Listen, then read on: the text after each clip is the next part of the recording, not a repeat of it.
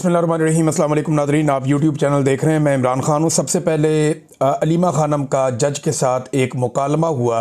वो आपको पता है अपने केसेस में उनको बार बार अदालतों में पेश होना पड़ता है, उनके ऊपर भी मुकदमे डाले हुए हैं एहतजाज करने की वजह से। तो अलीमा ख़ानम ने जज को ये कहा कि इमरान ख़ान ने हमें अदलिया की आज़ादी के लिए पुरअमन एहतजाज करने का कहा था। हम तो आपकी आज़ादी के लिए पुरअमन एहतजाज कर रहे हैं, आप हमें जेलों में डाल रहे हैं। तो इस पे जज साहब ने अलीमा ख़ानम से जाते हुए कहा कि आप दुआ करें कि हम आज़ाद हो जाएं। दुआओं से तो आज़ादी नहीं मिलती। अल्लामा इकबाल ने कहा था कि खुदा ने आज तक उस कौम की हालत नहीं बदली, ना हो जिसको ख्याल खुद अपनी हालत बदलने का। अदलिया को ये जंजीरें खुद तोड़नी पड़ेंगी, वकला को, जजेस को मिलकर जंजीरें तोड़नी पड़ेंगी जो पाकिस्तान की एस्टेब्लिशमेंट ने उन्हें पहना दी हैं। उन्हें जकड़ लिया गया है, उन्हें खुद छूटना पड़ेगा। पाकिस्तान के लोग उनके लिए खड़े हो सकते हैं, पॉलिटिकल पार्टीज़ खड़ी हो सकती हैं, लेकिन खुद ही करना पड़ेगा। हालात यहाँ तक पहुँच गए हैं कि अलीमा ख़ानम बता रही हैं कि रात को जो एहतजाज हो रहा था अडियाला के बाहर, जब धरना था, बाद में टॉर्चर किया गया, लोगों को वहाँ से हटाया गया और गिरफ़्तार भी किया गया। तो जाहिद ज़हूर नामी एक SHO के बारे में वो बताती हैं कि उन्होंने 3 ख़वातीन को वहाँ से उठाया और अभी तक उन ख़वातीन के बारे में कुछ मालूम नहीं है कि वो कहाँ गई। फिर उन्होंने बताया कि ये गाड़ियाँ भी उठा कर ले जाते हैं, कोई 8 से ज़्यादा गाड़ियाँ इन्होंने उठाई। बड़ी गाड़ी को छोड़ने के लिए पुलिस को 10 लाख रुपए रिश्वत ले लेती है, छोटी गाड़ी को छोड़ने के लिए पुलिस को 5 लाख रुपए रिश्वत ले लेती है। और ये बातें अलीमा ख़ानम बता रही हैं। यानी ये हालात हैं लॉ एंड ऑर्डर के, और ये अदालतों की कमज़ोरी है। अदालती अहकामात के बावजूद वो मुलाकात करने के लिए जाते हैं, मुलाकात होती नहीं है। इमरान खान को डाला हुआ कैद तन्हाई में। अब लगभग इमरान खान साहब को तकरीबन 1.5 माह से ज़्यादा तो ये हो गया कि आखिरी मुलाकात हुई। 1 माह उससे पहले वाला भी है, वो भी मुलाकात नहीं हो। लगभग तकरीबन कुछ 2.5 महीने होने वाले हैं, या 2.5 महीने से ऊपर हो गया कि इमरान खान साहब कैद तन्हाई में, और उन्हें मुलाकातें नहीं करने दी जा रही, उनका बयानिया बाहर नहीं आ रहा। और ये सारा कुछ पाकिस्तान की मिलिट्री एस्टेब्लिशमेंट कर रही है और इनको नॉर्मलाइज करने की कोशिश की जा रही है। दूसरी जानिब स्ट्रीट मूवमेंट की जो मोबिलाइजेशन है वो तेज़ होना शुरू हो गई है। देखिए, मैं आपको एक चीज़ क्लियरली बता दूं, जो मेरे सुनने वाले लोग हैं ना, उनको मैं एक क्लियर लाइन ड्रॉ कर देता हूं। स्ट्रीट मूवमेंट कोई और चीज़ है, स्ट्रीट मूवमेंट के लिए मोबिलाइजेशन कुछ और चीज़ है। मोबिलाइजेशन होती है कि आप लोगों के अंदर विजुअल्स क्रिएट करते हैं, आप जगह जगह जाते हैं, जलसे, जुलूस, रैलियाँ, ये सारी चीज़ें होती हैं, ये मोबिलाइजेशन है। स्ट्रीट मूवमेंट के लिए मोबिलाइजेशन है। लेकिन जो स्ट्रीट मूवमेंट की प्रॉपर तैयारी है वो गली मोहल्ले में, हर जगह पे, हर बंदे की ड्यूटी, हर नौजवान को पता है उसने कितने बजे कहाँ जाना है, क्या ड्यूटी करनी है, बाकायदा नाम लिखे जाते हैं, टेलीफोन नंबर उसके ऊपर मौजूद होते हैं, सारी डिटेल्स होती हैं, वो पूरा एक ऑर्गेनाइज तरीके से चलता है। वो अभी काम शुरू नहीं हुआ, लेकिन मोबिलाइजेशन का काम बहुत तेज़ हो रहा है। आज़ाद कश्मीर के अंदर जो है वो बड़ा एहतजाज हुआ है और ये स्ट्रीट मूवमेंट के लिए मोबिलाइजेशन का काम हो रहा है। नियाज़ी साहब वहाँ पे इमरान खान साहब के बड़े वफादार साथी हैं, वो वहाँ पे काम कर रहे हैं। बलूचिस्तान के अंदर बहुत बड़ी बड़ी रैलियाँ निकली नाज़रीन। मैं तो देख के, मैंने जो पहले मनाते देखे मुझे लगा शायद ये खैबर पख्तूनख्वा है, लेकिन बाद में पता चला बलूचिस्तान है। तो बलूचिस्तान में तो बहुत बड़ा इनकलाब तैयार है। जिस तरह के मनाजिर मैंने देखे हैं, जैसी रैलियाँ देखी, जैसे लोगों के इज्तिमा देखे, ऐसे तो कोई पोलिटिकल पार्टी अभी वहाँ कर भी नहीं सकती। तो बलूचिस्तान से भी ये सूरत हाल है। खैबर पख्तूनख्वा में स्ट्रीट मूवमेंट की मोबिलाइजेशन की वीडियोज़ आ रही हैं, लगातार आ रही हैं, लेकिन जो टेक्निकली स्ट्रीट मूवमेंट होती है उसकी मोबिलाइजेशन तो शुरू हो गई है, लेकिन वो अमली तौर पे भी ग्राउंड के ऊपर काम प्रॉपर शुरू नहीं हुआ। नादरीन ने एक स्टेटमेंट दिया ताहिर अशरफी ने, वो स्टेटमेंट मैं यहाँ ज़रूर आपको पढ़ के सुनाना चाहता हूँ। ताहिर अशरफी ने कहा कि, और ये मुलाकात की है इन्होंने अभी DGI-SPR से, कभी ये आर्मी चीफ को मिल लेते हैं, फील्ड मार्शल को, कभी DGI-SPR को, कभी किसी और को। तो ये पाकिस्तान की फ़ौज ने मौलवियों का एक जत्था घेरा हुआ है। ये 14 मौलवी हैं, कभी उधर जाते हैं, कभी उधर जाते हैं, कभी उधर जाते हैं। ये 14-15, ये 2-3 दर्जन मौलवी हैं, और ये सारे दरबारी और सरकारी मौलवी हैं। कभी वज़ीर-ए-आज़म बुला लेते हैं, कभी ओहदे मिल जाते हैं। तो ताहिर अशरफी ने कहा जी कि कौम और फ़ौज के इत्तेहाद से जंगों को जीता जाता है। खैबर पख्तूनख्वा के अवाम फ़ौज के साथ खड़े हैं। देखें, खैबर पख्तूनख्वा के अवाम कहाँ खड़े हैं, ज़रा वहाँ जाके आप कभी पता करें, मौलवी साहब को पता चले कहाँ खड़े हैं। खैबर पख्तूनख्वा के अवाम कई दहाइयों से रस्ते में खड़े, कई दहाइयों से वो अपने घर ही नहीं जा पाए, कई दहाइयों से वो खैमों के अंदर और कैंपों के अंदर खड़े। खैबर पख्तूनख्वा के अवाम कई दहाइयों से नाकों पे खड़े और जनाजों में खड़े। अब खुदा का वास्ता इनको थोड़ा बैठ के सांस लेने दें। कब तक आपने इन्हें खड़ा रखना और कब तक आपने इनका खून बहाना है? इसके ऊपर ये खुर्रम ज़ीशान साहब का एक ट्वीट है, मैं ये ज़रूर आपको पढ़ के सुनाना चाहूँगा। इन्होंने दिखाया है कि ये खैबर पख्तूनख्वा के अवाम खड़े हैं, इसमें बहनें भी खड़ी हैं, भाई भी खड़े हैं, और लंबी एक लाइन है जिसमें टूटी फूटी पुरानी गाड़ियों के अंदर लुटे पुटे काफिले वादी तीरा को छोड़ कर आ रहे हैं। इनके ऊपर इल्ज़ाम लगाया जाता है जनाब ये बड़ा पैसा बनाते हैं, ये करते हैं, वो करते हैं, स्मगलर्स हैं। ये इनकी हालत देखें आप। क्या इस्लामाबाद और रावलपिंडी में बैठे हुए जो स्मगलर्स हैं उनके पास पैसा ज़्यादा है या इनके पास ज़्यादा है? इनकी गाड़ियों के टायर तक तो देखें आप, कहीं से फटे हुए हैं, वो पुराने हैं। गाड़ियों की हालत देखें आप, जो किराए की गाड़ियां लेकर उनके ऊपर इनके पास तो प्रॉपर वो बक्से भी नहीं है सामान रखने के लिए, पोटलियों में भर भर के लेकर आ रहे हैं। ऊपर से वो अम्मार सोलंकी का जो ISI वाला अकाउंट है, मुबैना तौर पर ये नून लीग वालों ने बताया, और ये ISI के कुछ सहाफ़ी हैं, उन्होंने बताया कि ये ISI का ही अकाउंट है। तो वो जो ISI वाला अकाउंट है अम्मार सोलंकी का, वो एक घर के अंदर से CCTV फुटेज दिखा रहा है और दावा कर रहा है कि ये तालिबान सामान उठा के भाग रहे हैं। और वो जो वहां से TTP के लोग सामान उठा के भाग रहे हैं मुबैना तौर पे अगर तो वो ठीक है तो भाई गर्मियों में उठा के भागे थे। वादी तीरा के अंदर मौसम का आपको पता है इस वक्त क्या है? इस वक्त वहां पे बर्फानी ठंडा मौसम चल रहा है जबरदस्त किस्म का। और ये जो बंदे सामान उठा के भागे हैं रात के वक्त, ये बंदे तो बिल्कुल शलवारों कमीजों में थे, गर्म कपड़े भी नहीं पहने हुए थे उन्होंने।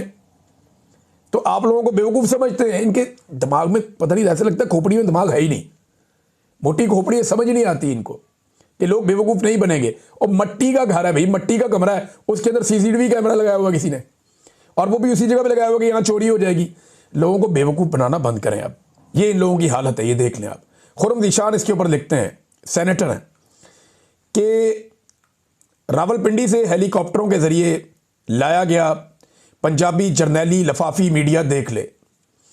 एक तो पंजाब से शिकवा करते हैं वो लोग, हम क्या करें, यानी मैं पंजाब में रहता हूं, मुझे तो बहुत तकलीफ है, दुख है इनका। पहले भी आवाज़ उठाई, अब भी उठा रहे हैं, माजी में भी आवाज़ उठाने की कीमत चुकाई है। तो ये लगातार, ऐसा नहीं है कि पंजाब खिलाफ है, पंजाब को इस दुख का और तकलीफ का एहसास है, लेकिन बदकिस्मती से वो लोग पंजाब के हैं जो ये जुल्म करते हैं। उन्होंने कहा मीडिया देख ले कि तीरा में जो तुम लोग अरबों खरबों के भंग, चरस, अफयून के कारोबार की बकवासियात करते रहते थे, वहां इनके अरबों के लेन देन की बात कर रहे थे। तीरा की आवाम एक एक जोड़े और चंद कंबल और जानवरों के साथ टूटी फूटी गाड़ियों में आ रहे हैं। वो अरबों खरबों कहां गए? इस जंग की बुनियाद नस्ल परस्ती पर है, ये और कुछ नहीं, पश्तूनों की नस्ल कुशी है। कितनी तकलीफ वाली बात है जो वो कर रहे हैं। ये खुर्रम ज़ीशान साहब ने ये बात की, और ये शिकवा है, इसको शिकवे के तौर पे लें, इसको गद्दारी के तौर पे ना लें। आज बलूचिस्तान के लोग यही शिकवा कर रहे हैं, आज सिंध के लोग यही शिकवा कर रहे हैं, आज पंजाब के लोग यही शिकवा कर रहे हैं, आज कबायली और बलूची हर कोई यही शिकवा कर रहा है। आज आपके आज़ाद कश्मीर के और गिलगित बल्तिस्तान के लोग भी यही शिकवा कर रहे हैं। सारे के सारे पाकिस्तान की मिलिट्री एस्टेब्लिशमेंट से तंग है कि यार उन्होंने नाक में दम किया हुआ है, इनको बोलो अपना काम करें, हमें मुल्क चलाने दें, अपना सुकून का सांस लेने दें पाकिस्तान को। लेकिन नहीं, उन्हें तो अपना फ़ायदा देखना है, उन्हें तो देखना है कि वो किस तरह अपने लिए ज़्यादा मुनाफा और ज़्यादा ताकत इकट्ठी कर सकते हैं। आसिम मुनीर साहब से ना एक गलती हुई बहुत बड़ी। ये एक नौजवान का मैं क्लिप सुन रहा था, वहाँ से मुझे ये आइडिया है कि मुझे भी ये बात करनी चाहिए। वो बड़ी शानदार बात की उस नौजवान ने। बहुत सारे लोग क्योंकि हमारे इस प्लेटफॉर्म को सुनते हैं तो मुझे लगा कि उस नौजवान की बात सब तक पहुँचनी चाहिए, और अल्फाज शायद मेरे होंगे लेकिन उसने ज़बरदस्त बात की है, शानदार। देखिए, आसिम मुनीर साहब ने ना गलत आदमी पकड़ लिया। इससे पहले भी फौज बंदे पकड़ती थी, लेकिन इस दफ़ा आपने गलत आदमी पकड़ लिया। आपको लगा आप इसको पकड़ेंगे और आपकी जान छूट जाएगी, वो माफिया मांगेगा, गिड़गिड़ाएगा, वो आपको ये कहेगा मेरी जान छोड़ दें। नहीं, ये नहीं हुआ ना। अब आप उसको नहीं छोड़ते तो अवाम आपको नहीं छोड़ेगी, और अगर आप उसे छोड़ते हैं तो आपको लगता है कि वो आपको नहीं छोड़ेगा। तो मुल्क तो ऐसे नहीं चलेगा ना अवाम चलेगी ना मुल्क चलेगा। तो आप उसे छोड़ते हैं तो फिर फंस जाते हैं, नहीं छोड़ते तो फिर फंस जाते हैं। किस किस्म की बला के साथ आपने पंगा ले लिया? ऐसा आदमी पकड़ा है कि अंदर वाले पनाह मांग रहे हैं, बाहर वाले दुआ मांग रहे हैं, और वो वर्जिश का सामान मांग रहा है। दो उसको डंबल, वर्जिश का सामान, ताकि वो अंदर अपना टाइम गुजारे। इमरान खान को जेल में बंद करने वालों ने, इमरान खान ने एक बात कही थी हमें, मुझे आज भी अच्छी तरह याद है, जिन लोगों ने और सुनी थी वो इसकी गवाही भी दे सकते हैं। इमरान खान ने कहा था कि इनके पास सिर्फ यहाँ तक का प्लान है कि ये मुझे पकड़ लेंगे, उसके बाद इन्हें नहीं पता कि इन्होंने क्या करना है। तो मुझे भी लगा उस वक्त कि शायद तब तो काम ही खत्म हो गया जब इमरान खान को पकड़ लिया। इमरान खान ने कहा नहीं, इनके प्लान की जो आखिरी लाइन है वो यही है कि ये मुझे पकड़ लेंगे, लेकिन मुझे पता है कि उसके बाद इनके साथ क्या होगा। और इमरान खान के पास बाकायदा पूरा प्लान था अपनी गिरफ्तारी के बाद, जिसको उसने एग्जीक्यूट करके दिखाया। बहरहाल प्लान तो सबसे बड़ा अल्लाह रब्बुल इज़्ज़त का होता है, अल्लाह का प्लान कुछ और था, इन्होंने तो सारा कुछ करके देख लिया। इस वक्त तो हालात ये हैं पाकिस्तान के कि सर्दियों में लोड शेडिंग हो रही है हमारे मुल्क में, यानी बिजली का शॉर्टफॉल 4000 मेगावाट हो गया। देखिए पाकिस्तान में बिजली कम नहीं है, बिजली बनाने की सलाहियत भी कम नहीं है। इन्होंने जो बिजली के कारखाने लगाए हुए हैं वो पाकिस्तान की ज़रूरियात से दुगने हैं, दुगने से भी ज़्यादा है। यानी ये जितनी चाहे बिजली बना के आपको दे सकते हैं। 1 सेकंड की लोड शेडिंग पाकिस्तान में नहीं होनी चाहिए। लेकिन आपको पता है ये लोड शेडिंग क्यों कर रहे हैं? मैं बताता हूं आपको। क्योंकि इनके लगाए हुए कारखाने जो इन्होंने लगाए वो इतने महंगे हैं, वो इतने महंगे पड़ रहे हैं पाकिस्तान को, और इनका मफाद इसमें है कि वो ना चलें। यानी ये बंद कारखानों को पैसा देते हैं, ये उन कारखानों को पैसा देते हैं जो बिजली नहीं बना रहे, लेकिन बिजली का बिल उनको दिया जा रहा है क्योंकि मुआहदा इस तरह का किया है इन्होंने। और अब अगर वो बिजली बनाते हैं, उनकी कैपेसिटी देखिए, झूठ बोला हुआ है। बहुत सारी ऐसी जगह हैं जहां पे बिजली बनाने की कैपेसिटी फर्ज करें 10 मेगावाट है ना, तो उनको 100 मेगावाट का दे दिया। अब ना वो 10 बनाते हैं ना 100 बनाते हैं। कई ऐसी जगह जिन्होंने 1 मेगावाट बिजली भी नहीं बनाई और उन्होंने पाकिस्तानियों के अरबों रुपए वसूल किए हैं। ये नवाज शरीफ ने और शहबाज शरीफ ने इस कौम के साथ ज्यादती और जुल्म किया है। आज वो कारखाने बिजली बना नहीं रहे, उनको बिल फिर भी जा रहे हैं क्योंकि आपके दरियाओं के अंदर पानी कम हो गया, आपके डैमों के अंदर पानी कम हो गया, आपकी पन बिजली जो है वो बनने की सलाहियत कम हो गई, लिहाजा पाकिस्तान में लोड शेडिंग शुरू हो गई। और बेशर्मो आप लोगों ने पाकिस्तान के अंदर इजाफी डबल से ज्यादा बिजली के कारखाने लगाए थे। कहां है वो बिजली? बिल तो लोगों से आप ले रहे हैं उन कारखानों के नाम के ऊपर, इजाफी बिल ले रहे हैं, हर महीने ले रहे हैं। और अब जब उन कारखानों को चलाने की बारी आई है तो जी क्योंकि पानी से बिजली नहीं बन रही, हम इनको नहीं चला रहे। क्यों? क्यों भाई? पूरा साल आप उनके लिए हमसे पैसे लेते हैं। तो ये पाकिस्तान के साथ 2 नंबरी हुई है, पाकिस्तान के साथ फ्रॉड हुआ है। बहुत सारे ऐसे बिजली बनाने वाले कारखाने इन्होंने लगाए, आईपीपीज, जिन्होंने बिजली बनाई नहीं, और बनाई तो बहुत थोड़ी बनाई। उनकी कैपेसिटी फर्ज करें 10 थी तो इन्होंने 100 लिखी। वो 100 यूनिट के हिसाब से पैसे लेते रहे, हालांकि वो 10 यूनिट बनाते रहे। मैं आपको सिंपल करके बता रहा हूं। और आज जब बनानी पड़ेगी बिजली उनको, तो वो बनाने के काबिल ही नहीं है, उनके पास ये कैपेसिटी नहीं है। लिहाजा जनाब लोड शेडिंग शुरू कर दी है इन्होंने। इतनी महंगी बिजली फिर भी लोड शेडिंग, और कैपेसिटी इन्होंने लिखी हुई कुछ और है, पीछे कुछ और है। ये कौम को चूना लगाया इन लोगों ने, और ये कमीशने खा गए सारे फ्रॉडिये मिलजुल के। तो ये जनाब सर्दियों के अंदर लोड शेडिंग हो रही है, अंदाजा करें आप। पीपल पार्टी ने नाज़रीन एक बड़ा ज़बरदस्त प्रोपेगेंडा किया, आपके सामने रखते हैं। ये 2 तस्वीर आप देखें। पहले ये एक तस्वीर देखें, इसमें सुहेल अफरीदी खड़े, इनके साथ चंद सिक्योरिटी के लोग खड़े, ये अपनी गाड़ी के ऊपर खड़े हैं, इनके पैरों में अजरक पड़ी हुई है। खेला ना सिंध कार्ड बेशर्मों ने दोबारा, सारी जिंदगी सिंध कार्ड खेला, सिंधु कार्ड खेला, हम सिंध कार्ड खेलेंगे, नस्ल परस्ती, हर तोहम परस्ती, पता नहीं क्या क्या कार्ड ये खेलते हैं घटिया लोग। ये एडिटेड तस्वीर है, इसमें नहीं है ये अजरक पैरों में। ये देखें अगली तस्वीर आप, ये जो असल तस्वीर है इसको आप देखें, ये देखें, ये पैरों में उनके फूल पड़े हुए हैं। ये असल तस्वीर, उसी जगह पे सारा फ्रेम वही का वही है, हर चीज वैसे ही है। पैरों में उन्होंने अजरक एडिट करके आर्टिफिशियल इंटेलिजेंस के साथ डाल दी और प्रोपेगेंडा कर दिया जी हमारी अजरक पैरों में डाल दी। हद हो गई यार आप लोगों की, अजरक पैरों में डाल दी। भाई ये फूल पड़े हुए हैं पैरों के अंदर। सिंध का पानी जब जरदारी ने बेचा तब आपको कोई परवाह नहीं थी, कोई पूछने वाला नहीं था, और ना कोई पूछेगा उनसे, क्योंकि बाप का माल है, बेच दो, बांट दो। अब नाजरीन एक इंजीनियर मोहम्मद अली मिर्जा साहब के हवाले से जो एक बड़ी कंट्रोवर्सी बड़े लंबे अरसे से चल रही थी, अब तो ज़ीशान अजीज़ साहब का अल्लाह ताला भला करे, उन्होंने तो सारा ही कट्टा खोल के सामने रख दिया। जैसा कि मैंने आपको बताया था पिछले वीलॉग में, मेरे पास इंफॉर्मेशन थी कि इंजीनियर साहब के लोगों ने और उन्होंने किस तरह इस जर्नलिस्ट के ऊपर असरअंदाज होने की कोशिश की। अब ज़रा वो देखें कि इंजीनियर साहब बहुत बुरी तरह फंस गए। किन चीज़ों में फंस गए? नंबर 1, जो उन्होंने मरियम नवाज़ की तारीफ़ें की उसमें फंस गए कि जनाब वो बहुत अच्छा बोलती हैं, भला निखार के एक एक लफ्ज़ वो ज़ीशान ने निकाल के सुना दिया, जो गालम गलोच और घटिया ज़बान उन्होंने इस्तेमाल किए। अब बजाय इसके कि मरियम नवाज़ के ऊपर जो अपना स्टेटमेंट है उसको डिफेंड करते, कहते जी फलां भी ऐसे बोलता है, इमरान खान भी ऐसे बोलता है। कभी यार इतने घटिया अल्फाज तो कभी इस्तेमाल नहीं किए। जो मरियम नवाज ने इस्तेमाल किए और उसके सोशल मीडिया ने इस्तेमाल किए, और जो लोग गंदी माँ बहन की गालियां देने वाले घटिया तरीन लोग हैं, नवाज शरीफ और शहबाज शरीफ, उनको अपने साथ खड़ा करते हैं, उनको अपने साथ शामिल करते हैं। जो बंदा बरतानिया में औरतों को गालियां देता था, उनको बुला के इनको वजीर लगा देते हैं। ये जनाब इनके हालात हैं। फिर दूसरा जनाब, सीसीडी के बारे में इन्होंने बड़ी गेम उठा दी थी कि कोई रेप नहीं हुआ, कोई ज्यादती का वाकया नहीं हुआ, खवातीन बड़ी महफूज हो गई हैं, नेफे में पिस्तौल चल रहे, बड़े खुश थे वो, मावराए अदालत कत्ल हो रहे, बड़े खुश थे, बड़ी तारीफें कर रहे थे। उसने कहा जी बताएं आप मावराए अदालत कत्ल को दुरुस्त समझते हैं? फंसा दिया ज़ीशान ने। वहाँ पे भी मुकर के कहते नहीं नहीं वो गलत है। तो कौन कौन सी चीज़ को अपनी गलत तस्लीम करेंगे? फिर तहरीके लब्बैक की जबरी गुमशुदगियों वगैरह पे और कत्लेआम पे हार्ड स्टेट पे बड़े खुश थे। तो अब बताएं ना कि तहरीके लब्बैक की क़यादत किधर है? क्या उन्हें जबरी तौर पे लापता नहीं किया एजेंसियों ने? बोले ना, उसके ऊपर आवाज़ उठाएं, क्यों नहीं उठा रहे आप तो बड़े एंटी एस्टेब्लिशमेंट बनते हैं, तो निकले बाहर, अपनी एकेडमी से बाहर निकलें, एहतजाज करें, खड़े हों लोगों के साथ, कुतबे हाथ में लेकर खड़े हों, रोला डालें, कहें आपके जनाब जबरी गुमशुदगी हुई है, रिजवी बरादरान की उनको छुड़ा के लाओ। क्यों नहीं आप कर रहे? आवाज़ उठाए ना। हम तो हर जगह आवाज़ उठा रहे हैं, हर जगह रोला डाल रहे हैं, जो हमारी कैपेसिटी हम कर रहे हैं। पाकिस्तान तहरीक इंसाफ अपने बदतरीन मुखालिफों के साथ खड़ी हो गई कि नहीं यार जबरी गुमशुदगी है, लेकिन ये इंजीनियर मोहम्मद अली मिर्जा साहब नहीं खड़े हुए। ये ज़ीशान ने इनको एक्सपोज करके रख दिया। फिर जो कत्लेआम हुआ वहाँ पे मुरीदके में, उसके ऊपर इनकी ज़बान बिल्कुल बंद थी, पहले वहाँ पे भी फंस गए।